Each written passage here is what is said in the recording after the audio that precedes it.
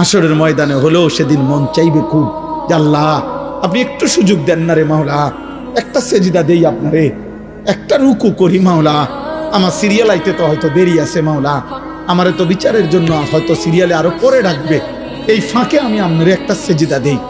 আল্লাহ বলেন ওয়ালাউ শি'না লাআতাইনা কুল্লা নাফসিন হুদাহা, এই নাফরমান আমি চাইলে তো দুনিয়াতেই প্রত্যেককে সেজদা দিতে পারতাম, দেওয়াইতে পারতাম, আমার আনুগত্য করাইতে পারতাম।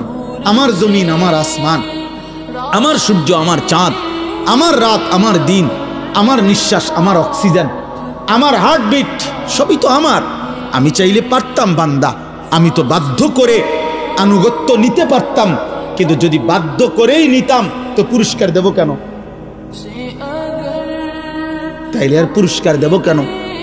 তাইলে আর জান্নাত জাহান্নামের কি দরকার? বিচার আচারের কি দরকার? আখিরাতের কি দরকার? হাসরের মাঠের কি দরকার? কারণ আমি যাকে বাধ্য করাইয়া সেজদা করাইছি, তো সেখানে তোমার কৃতিত্ব কি?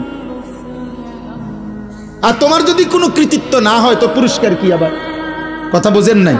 ওয়ালাউ শি'না লাআতাইনা কুল্লা নাফসিন হুদাহা, আমি চাইলে পারতাম বান্দা,